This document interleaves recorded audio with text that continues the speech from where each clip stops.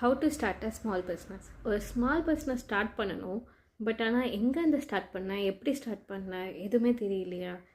நீங்கள் அப்போது ஒரு சிம்பிளான ஒரு சின்ன இன்வெஸ்ட்மெண்ட்லேருந்து ஸ்டார்ட் பண்ணலாம். இந்த சில்க் த்ரெட் மேக்கிங் ஜுவல்லரியில் நீங்கள் ஜஸ்ட் ஒரு 3000 2000 பட்ஜெட்டில் மெட்டீரியல்ஸ் வந்து நீங்கள் வீட்டில் இருந்து ஆர்டர் போட்டு வாங்கி அதை நீங்கள் ஃபஸ்ட்டு ரெடி பண்ணிக்கலாம். ஃபஸ்ட்டு உங்களுக்கு ரெடி பண்ணிவிட்டு அதை வந்து நீங்கள் யூடியூப், இன்ஸ்டாகிராம் இந்த மாதிரி சோஷியல் இதில் வந்து நீங்கள் போட்டு ப்ரொமோட் பண்ணணும்.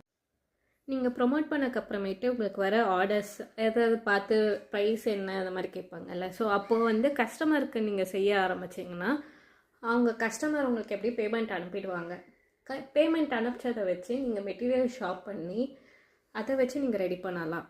ஸோ அதை நீங்கள் திரும்ப போட்டிங்கன்னா அதை பார்த்து இன்னும் ஆர்டர்ஸ் வரும். ஸோ இந்த மாதிரி நீங்கள் சின்ன இன்வெஸ்ட்மெண்ட்டை வச்சு ஒரு வீட்டில் இருந்தே நீங்கள் சம்பாதிக்கலாம். அந்த மாதிரி தான் நானும் சின்னதுலேருந்து தான் ஆரம்பித்தேன். அண்ட் இனிஷியலாக ஒரு 5-6 ஆர்டர்ஸில் வந்து நீங்கள் அமௌண்ட்டை ஏர்னிங்ஸ் பார்க்கணுன்னா அது கஷ்டம்.